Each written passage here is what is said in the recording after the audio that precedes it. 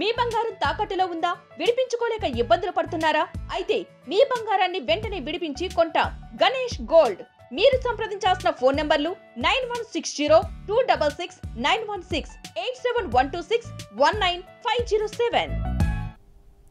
వైసీపీలో మాజీ స్పీకర్ తమ్మినేని సీతారాం చర్చనీయాంశంగా మారారు.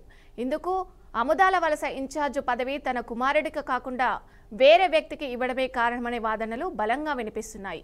ఏ పార్టీలో ఉన్నా తన నియోజకవర్గంపై పట్టు కోల్పోకుండా ఉండేందుకు ఇప్పటి వరకు ప్రయత్నిస్తూ వచ్చారు. కానీ వైఎస్ జగన్ మాత్రం ఇన్ఛార్జ్ పదవిని చింతాడ రవికి ఇవ్వడంతో గోల మొదలైంది. ఈ విషయంలో తమ్మినేని చాలా అసంతృప్తిగా ఉన్నట్లు తెలిసింది. దీనిపై మరింత విశ్లేషణ మా మేనేజింగ్ డైరెక్టర్ రాజేంద్ర అందిస్తారు. తమ్మినేని మీకు అందరికీ బాగా తెలుసుంటాడు. మోస్ట్ పాపులర్ లీడర్గా ఆయన గత ప్రభుత్వంలో స్పీకర్గా నిర్వహించినటువంటి పాత్రలో అత్యంత ప్రాచుర్యం సంపాదించాడు. బాగా రికగ్నైజ్ అయ్యాడు. ఆయనది సుదీర్ఘ రాజకీయం. 1983లో ఇండిపెండెంట్గా పోటీ చేసి గెలిచాడు. ఆ తర్వాత మళ్ళీ టీడీపీ పార్టీలో చాలా రోజులు అందులోనే పనిచేశారు. దాంతోపాటు మంత్రిగా కూడా ఆయనకు అనుభవం ఉన్నది. ఆ తర్వాత మళ్ళీ సామాజికమైనటువంటి ఈక్వేషన్స్లో పీఆర్పీకి వెళ్ళారు. అక్కడ ఏమీ అవకాశం దొరకనటువంటి పరిస్థితుల్లో చప్పబడిపోయినటువంటి రాజకీయం మధ్య మళ్ళీ చురుకైనటువంటి నిర్ణయం తీసుకుందాము అని వైసీపీకి వచ్చారు. వైసీపీకి వచ్చిన తర్వాత ఆయన స్పీకర్ పదవిని జగన్మోహన్ రెడ్డి ఇచ్చి మరీ గుర్తించి గౌరవించారు. కానీ ఆయన గౌరవం నిలుపుకున్నారా లేదన్నది ఇప్పుడు అప్రస్తుతం. కానీ బట్ ప్రాధాన్యత ఇచ్చినటువంటి జగన్మోహన్ రెడ్డికే వణుకు పుచ్చినటువంటి రాజకీయం చేస్తున్నాడు తమ్మినేని అన్నది ఇవాళ చర్చనీయాంశంగా మారింది. ఒకే ఒక విషయం, ఇవాళ ఉత్తరాంధ్రలో ప్రధానమైనటువంటి నాయకుల్లో తమ్మినేని కూడా one of the most popular leader. I don't declare that ఈ ద మోస్ట్ పవర్ఫుల్ లీడర్. ఎందుకంటే బలహీన పడిపోయారు. జరిగినటువంటి ఎన్నికలలో కానీ అలాగే చేసినటువంటి వాదనలో కానీ ఉన్న పరువును పోగొట్టుకున్నారు అన్నటువంటి నింద మాత్రం మోయాల్సిన దశ వచ్చింది. అలాగే వ్యవహార శైలి, అసెంబ్లీలో కూర్చున్నప్పుడు ఆయన నిష్పక్షపాతంగా ఉండాల్సింది పోయి ఒక కమిడియన్గా మారిపోయారు అన్నటువంటి ఒక బలహీనమైనటువంటి దశలో పడిపోయాడు ఈయన. ఆ నింద కూడా మోసాడు. మరి ఇప్పుడు ఏంటి పరిస్థితి? ఆయన కొడుకు కోసం ఆయన ప్రయత్నించే దశలో మొన్న ఎన్నికలలో ఆయన నిలబడకుండా కొడుకు టికెట్ కోసం ప్రయత్నిస్తే ఐఎమ్ సారీ నో అని చెప్పినటువంటి జగన్మోహన్ రెడ్డికి ఎదురు చెప్పలేనటువంటి దశలో నిలబడి మరీ ఓడిపోయాడు.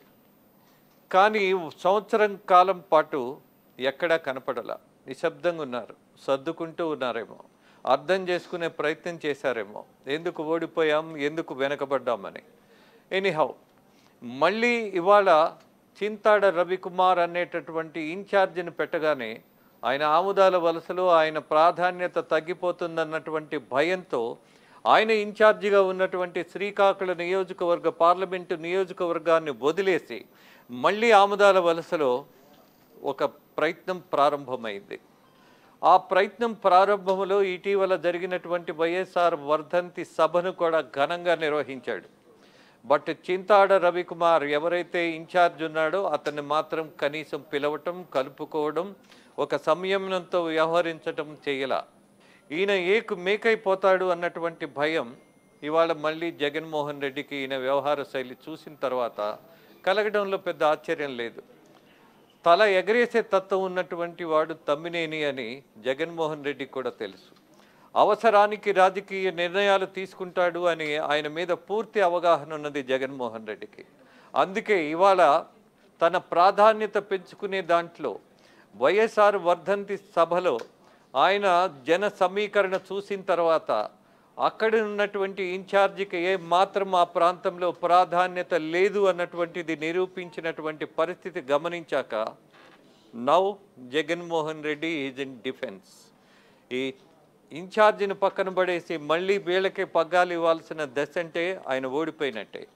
ఆయన ఎవరినైతే ఇన్ఛార్జిగా పెట్టాడో కనీసం అతనికి ఆ నియోజకవర్గంలో ఏ కార్యకర్త కూడా పలకనటువంటి పరిస్థితిని తీసుకొచ్చేటటువంటి ప్రయత్నంలో అధినేత ఆదేశాలనే ఎదురిస్తున్నట్టుగా ఏవైతే ఒక కార్యాచరణ పెట్టుకొని ఒక ఇన్ఛార్జిని పెట్టి ఆ అసెంబ్లీ నియోజకవర్గంలో బలం పెంచుకోవాలన్న అధినేత నిర్ణయాలను ప్రతిఘటిస్తున్నట్టుగా, లెక్క చేయనట్టుగా, ఏ మాత్రం ఖాతరు చేయనటువంటి ధోరణిలో తమ్మినేని ఇవాళ దూసుకుపోతున్నాడు అన్నటువంటి ప్రమాదం గ్రహించిన జగన్మోహన్ రెడ్డి పరిస్థితి ఏంటో మరి.